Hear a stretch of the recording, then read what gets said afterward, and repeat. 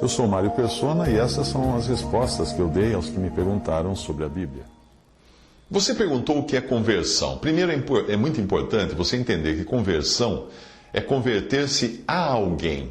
É tipo um meia volta volver. Primeiro vem o sentimento do pecado e da ruína, como Jeremias 31:19 fala, na verdade, depois que me converti, tive arrependimento, depois que fui instruído, bati na minha coxa, fiquei confuso e também me envergonhei, porque suportei o opróbrio da minha mocidade. Então esse é o primeiro passo da conversão. Depois é preciso entender que o seu pecado e a sua ruína foram pagos por um substituto na cruz.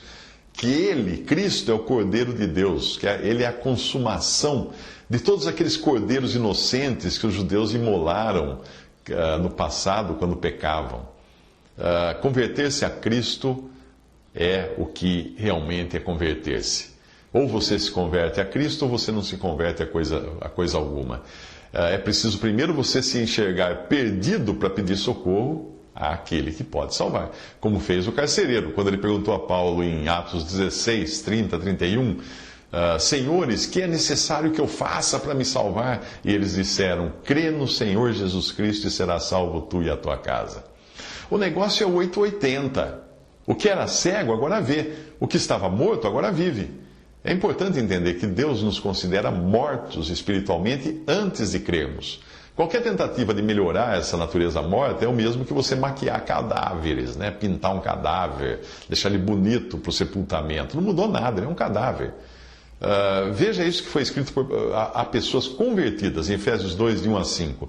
Paulo escreveu assim, e ele vos vivificou, estando vós mortos em ofensas e pecados. Ou seja, você estava de um jeito, passou para outro. Vos vivificou, estando vós mortos em ofensas e pecados. Em que noutro tempo andastes, segundo o curso deste mundo, segundo o príncipe das potestades do ar, o espírito que agora opera nos filhos da desobediência, entre os quais todos nós também antes andávamos, nos desejos da nossa carne, fazendo a vontade da carne e dos pensamentos, e éramos, por natureza, filhos da ira, como os outros também.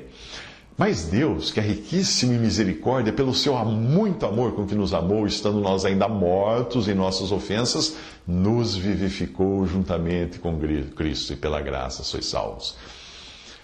Veja, passou de uma coisa para outra. Veja que uma das características do estado de morto era fazer a própria vontade, era agir conforme os seus próprios pensamentos.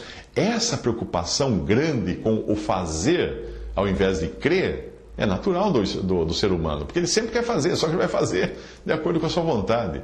E é disso que vêm as religiões, sempre com longas listas de obrigações a serem cumpridas, para talvez merecer um lugar no céu. Deus não pediu para fazer coisa alguma, Deus quer fazer a obra em você. Ah, mas eu quero fazer a obra de Deus. Bom, então tá bom, você quer fazer a obra de Deus? Então faz o mesmo que fizeram os discípulos de Jesus, quando eles perguntaram em João 6, 28 a 29, que faremos para executarmos as obras de Deus? Perguntaram a Jesus. Jesus respondeu e disse-lhes, a obra de Deus é esta, que creiais naquele que Ele enviou, que era o próprio Jesus. Na conversão, você ganha uma nova concepção de valores, coisas que eram importantes para você deixam de ser. Muita gente pensa na conversão como um processo no qual você é obrigado a abrir mão de uma porção de coisas, etc. É claro que você acaba abrindo mão de uma porção de coisas, mas é porque você descobre que nem tudo que reluz é ouro. Quando você conhece a preciosidade de Cristo, fica aí mais fácil discernir o que é pirita, né? Pirita que é ouro falso. Em Cantares, no livro de Cantares, capítulo 5, versículos 9 a 16, diz assim, que é o teu amado mais do que outro amado? Ó tu, a mais formosa entre as mulheres, que é o teu amado mais do que outro amado, que tanto nos conjuras? O meu amado é branco e rosado, ele é o primeiro entre 10.000. A sua cabeça é como ouro mais apurado, seus cabelos são crespos pretos como corvo, os seus olhos são como os das pombas junto às correntes das águas, lavados em leite, postos em engaste.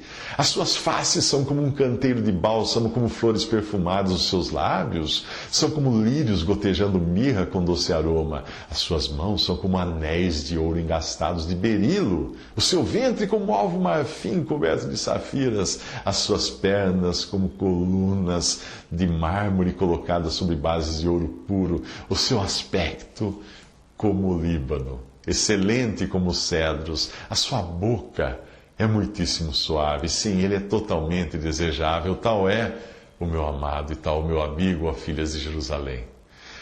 É assim que o convertido vê a Cristo agora. A conversão não tira o osso que o cachorro está roendo. A conversão dá a ele um filé. Um outro ponto importante é você entender que existe um caminho só. Não 2 ou 3 caminhos. Veja isso, 1 Timóteo 1,15. Esta é uma palavra fiel e digna de toda aceitação, que Cristo Jesus veio ao mundo para salvar os pecadores. Atos 4,12. E em nenhum outro a salvação, porque também debaixo do céu nenhum outro nome há dado entre os homens pelo qual devamos ser salvos. Não tem outro. Finalmente, existem aqueles que quase aceitam a verdade, que dizem que falta pouco para se converterem. Cuidado com quase. Em Atos 26, 28, havia um homem que quase creu no que Paulo pregava. Disse Agripa a Paulo: por pouco me queres persuadir a que me faça cristão. E disse Paulo: provera a Deus que, ou por pouco ou por muito, não somente tu, mas também todos quantos hoje me estão ouvindo, se tornassem tais qual eu sou. Cuidado com quase. Quase convertido é perdido. Visite respondi.com.br. Visite 3minutos.net.